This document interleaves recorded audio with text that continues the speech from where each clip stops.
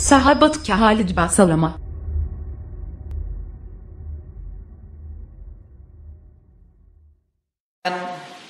Akidah ini, kekuatan keyakinan ini kepada Allah sehingga kita tidak takut kecuali kepadanya. Semua yang dianggap benar Allah benar di mata kita dan kita perjuangkan sampai mati. Semua yang dianggap salah salah walaupun semua manusia membenci kita. Ini akhirnya takut kita hanya kepada Allah karena semua makhluk. Saya sudah kasih contoh-contoh tadi.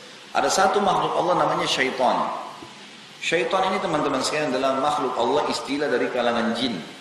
Jin itu sama manusia sama-sama melalui populasi dari biologis, kemudian hamil, punya anak dan seterusnya. Cuma memang berbeda. Mereka adalah di bawah manusia khalifah, pemimpin. Ya.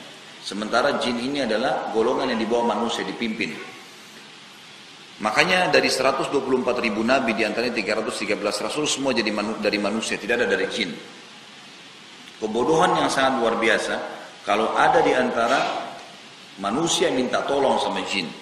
Ini bodoh namanya. Karena mereka di bawah manusia. Mereka tidak mengerti apa-apa sebenarnya. Tidak ada nabi dari mereka. Mereka hanya makhluk seperti hewan-hewan yang hidup. Tapi bedanya mereka diberikan taklif seperti manusia.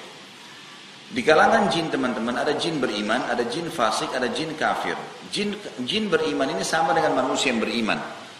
Kita yang sudah beriman sama Allah sudah tahu. Inilah alam kita. Ini loh minuman kita, air. Makanan kita yang sudah biasa kita lihat, buah-buahan, sayur-sayuran, masakan-masakan, hewan yang boleh disembelih, kita sudah tahu. Ini alam kita. Inilah pakaian kita, inilah kendaraan kita, dan inilah cara ngomongan kita, inilah karakter kita sebagai manusia.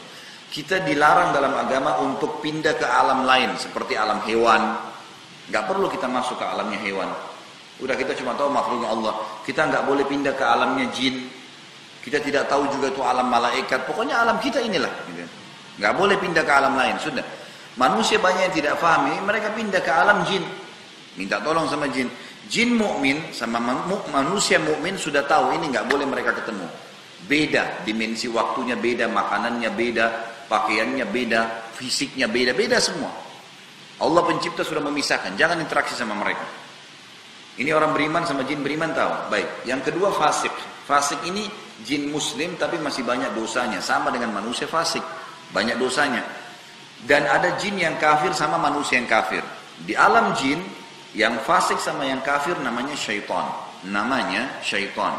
Semua syaitan pasti jin, tidak semua jin itu syaitan. Setiap syaitan datang menggoda, kita disuruh usir. A'udzubillahi minasyaitonir rajim. Saya berlindung kepada Allah dari syaitan yang rajim. Rajim itu terajam, dilempar dengan panah-panah api. Kita tidak boleh berteman, tidak boleh menikah, tidak boleh minta tolong, tidak boleh ngobrol. Kalau datang usir. Itu konsep dasar agama kita. Nah, syaitan ini tahu betul kalau orang beriman dan faham apa yang saya jelaskan tadi ini Bapak Ibu sekalian, kita tidak akan takut pada apapun termasuk syaitan kan? Karena kita hanya takut kepada Allah sebagai pencipta. Semua ini makhluknya. Untuk apa kita takut? Gitu. Allah suruh mengatakan dalam Al-Quran, "Fala takhafuhum wa khafuni in kuntum mu'minin." Jangan pernah takut pada siapapun selain aku, kata Allah. Gitu. Dan hanya takut kepadaku kalau kalian beriman. Semua itu makhluknya Allah. Syaitan yang paling pertama dia lakukan adalah bagaimana membuat manusia supaya beralih dari takut kepada Allah supaya takut kepada dia. Pengalihan takut ini teman-teman sekalian, makanya kita lihat setiap kali yang berhubungan sama syaitan pasti menakutkan. Ya, pasti menakutkan. Kayak penampakan yang menakutkan, suara yang menakutkan.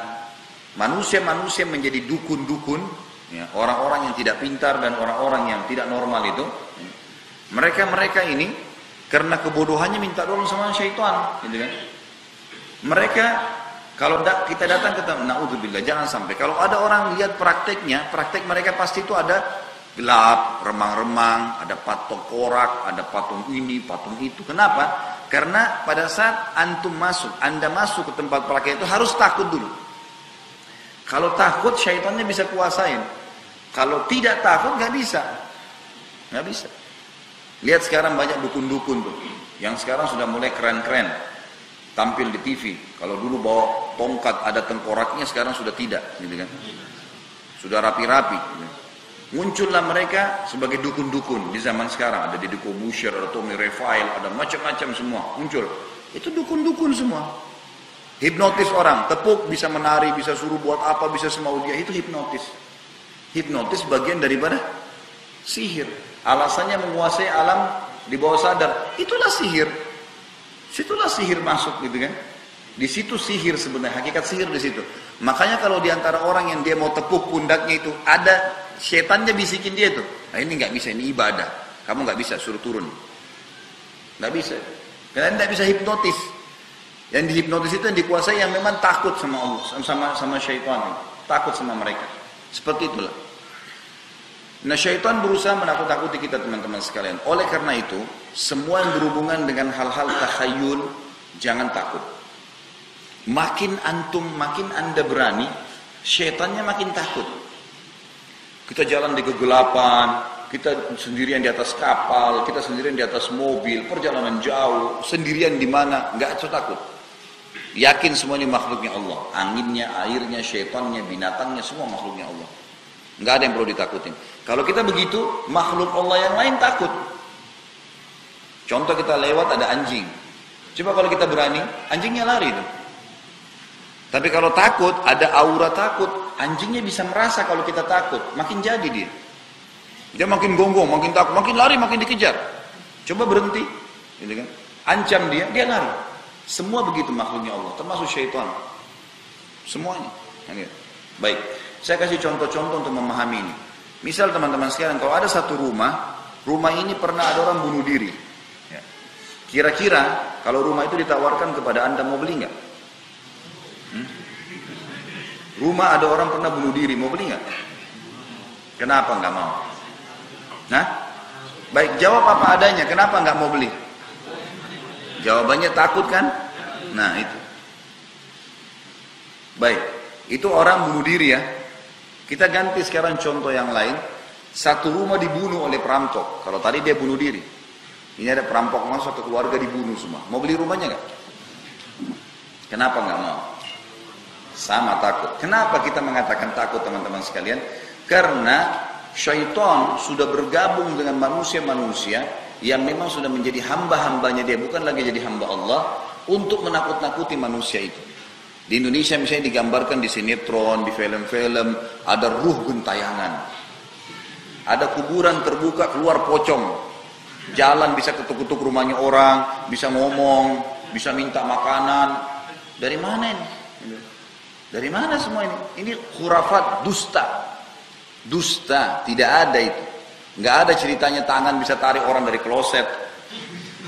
Apalah macam-macam, tangan bisa jalan sendiri, tangan bisa bicara. Dan memang kita di Indonesia, saya tidak tahu kenapa ya, mayoritas muslim tapi suka dengan takhayul begitu tuh. Suka dengan manusia berubah jadi raksasa. Suka ini, suka yang aneh-aneh.